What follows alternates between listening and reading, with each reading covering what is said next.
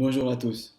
Bezrat Hashem, dans quelques jours, nous fêterons la nouvelle année avec la fête de Rosh Hashanah, qui est à la fois un jour de Yom Tov, donc un jour de fête, mais également un jour de Mishpat, un jour de jugement, de justice, au cours duquel toute la création passe devant le Créateur du monde pour être jugée sur les actions qui ont été accomplies au cours de l'année écoulée.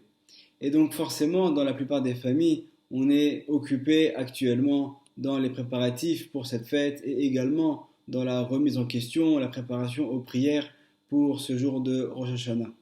Et c'est en fait également le jour de la Iloula d'un Rav vraiment d'une immensité qu'on appelle au nom de son livre le Kerem Shlomo et qui s'appelle le Rav Salman Eliyahu, qui n'est d'autre que le père du Rav Mordechai Eliyahu, qui a été donc grand rabbin d'Israël.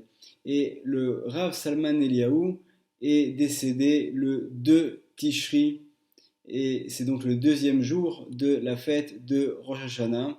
Et donc on va, Bezrat Hashem, essayer de raconter un petit peu des faits qui concernent sa vie et également de tirer un enseignement pour savoir comment réussir à bien passer le jugement de Rosh Hashanah et également prendre de bonnes résolutions pour l'année à venir.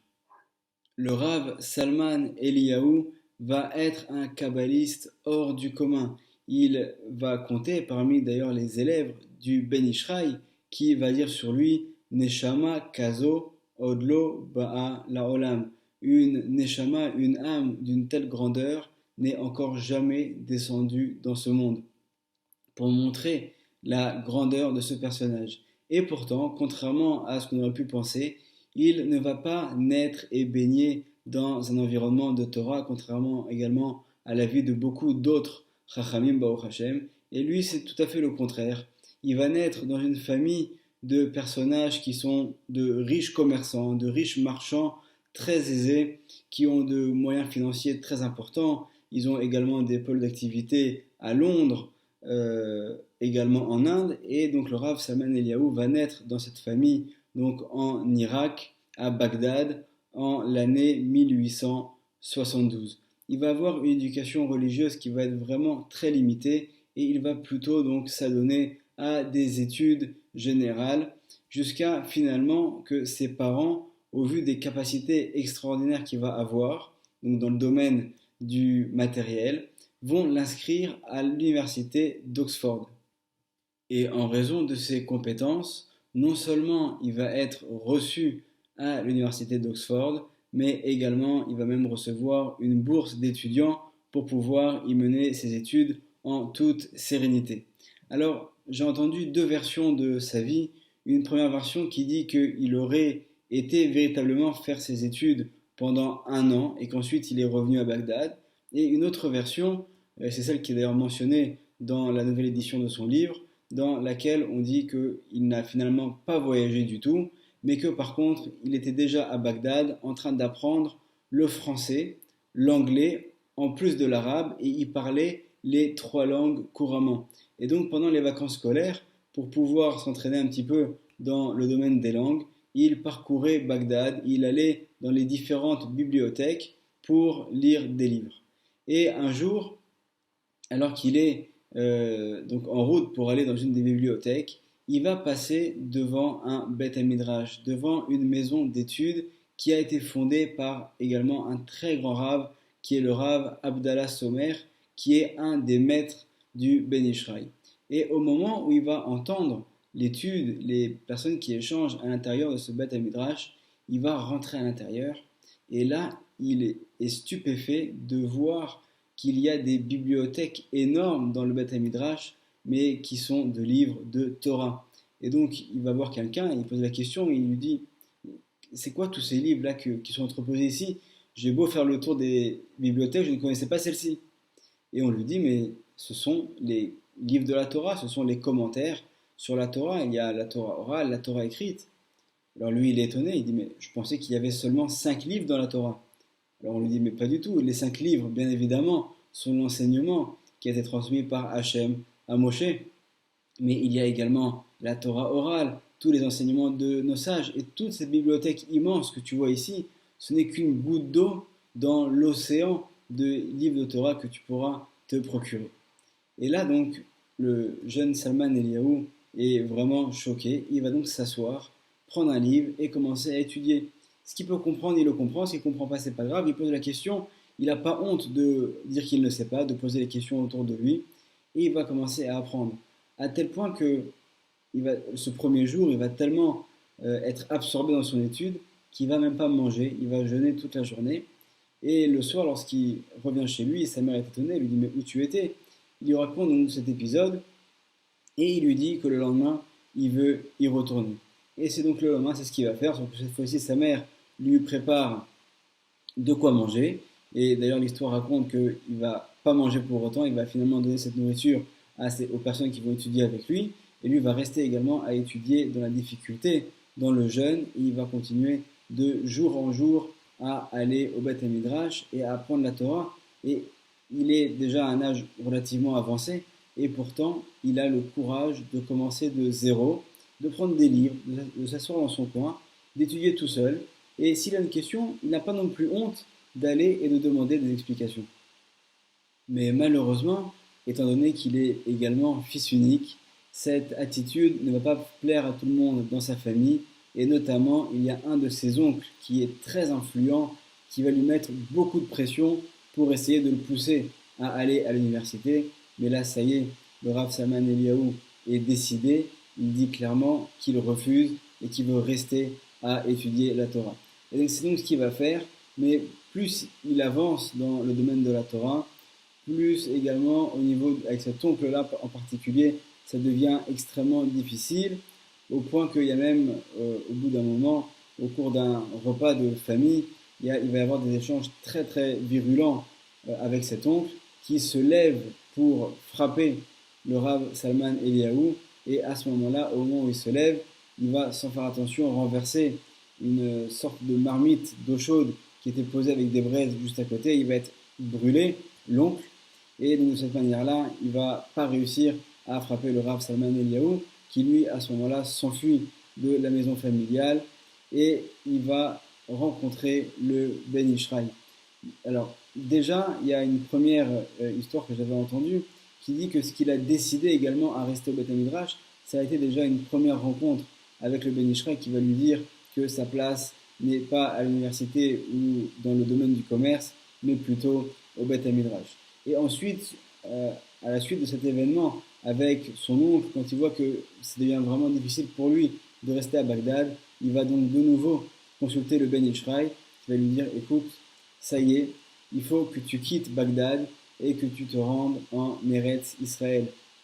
Et c'est donc ce qu'il va faire, et il va arriver en Israël au moment de la fête de Hanouka, et on est en l'an 1919, donc ça fait plus de 100 ans que le Rav Salman Eliaou est arrivé à Yerushalayim. Entre-temps, il a eu le temps de beaucoup apprendre, il va grandir dans le domaine de la Torah pour devenir un très grand kabbaliste qui va être reçu dans la yeshiva des Mekoubalim du Rav Shaoul Duyek Hakohen, qui est à ce moment-là l'un des dirigeants des étudiants de Kabbalah de Yerushalayim.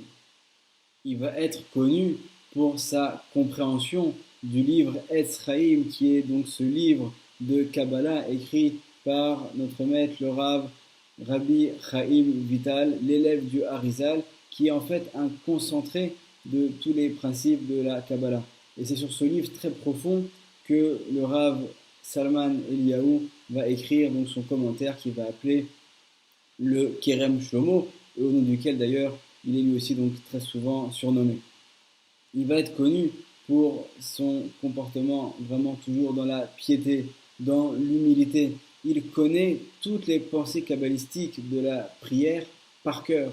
Et tous les Shabbats, il va étudier ce qu'on appelle les Hydrot, qui sont les deux textes du Zohar, écrits par Rabbi Shimon Bar Yochai, qui mentionnent également les secrets des mondes spirituels supérieurs.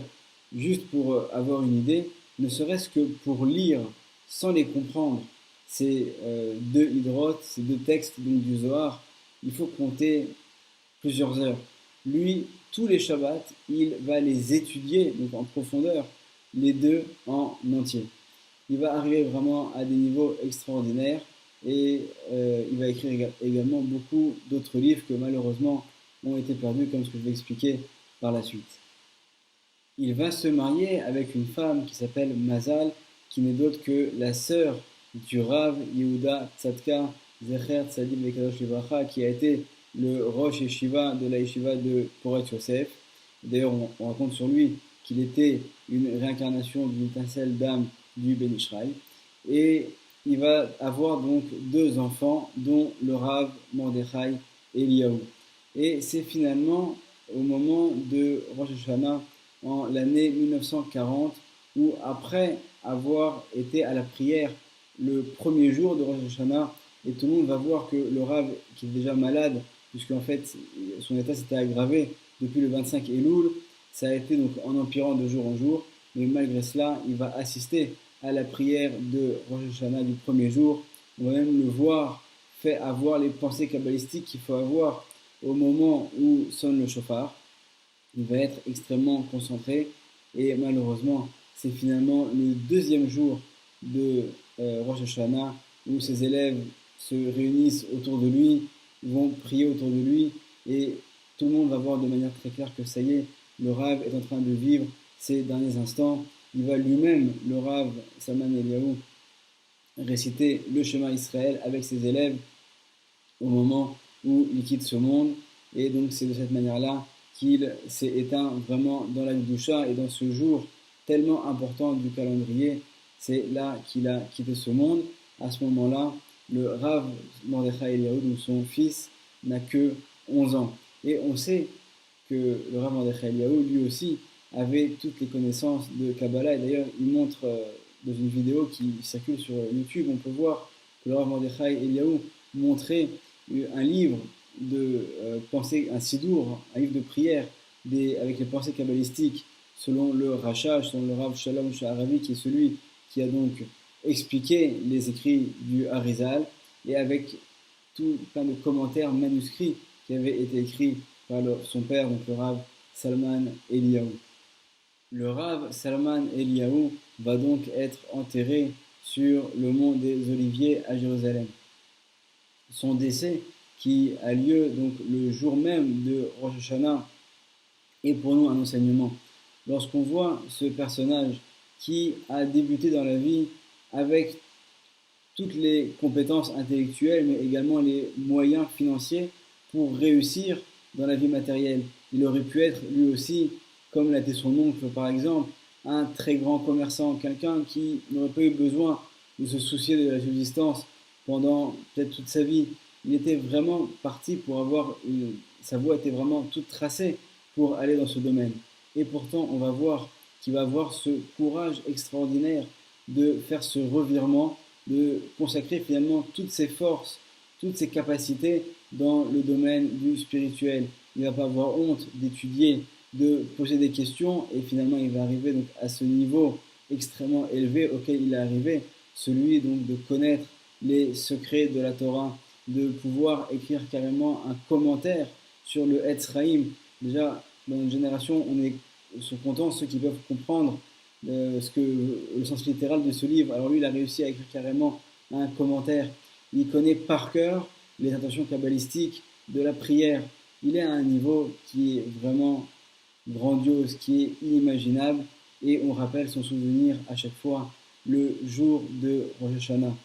Donc, c'est pour nous le moment d'avoir une prise de conscience, de voir que, et je parle pour moi-même, peut-être que chacun d'entre nous devrait se poser la question de se dire que peut-être que nous aussi, on a des forces qu'Hachem nous a données, et est-ce qu'on les utilise comme il faut? Est-ce qu'on va consacrer suffisamment d'énergie, de force, de moyens au domaine du spirituel, comme a eu la force de le faire le Rav Salman Eliyahu?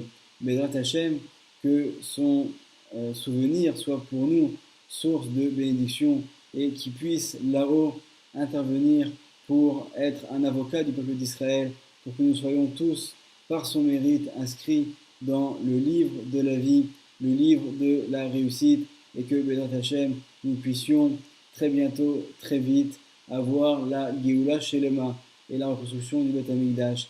Bimera, Beyamenu, Uberachamim, Amen, Ve Amen, Shana Tova.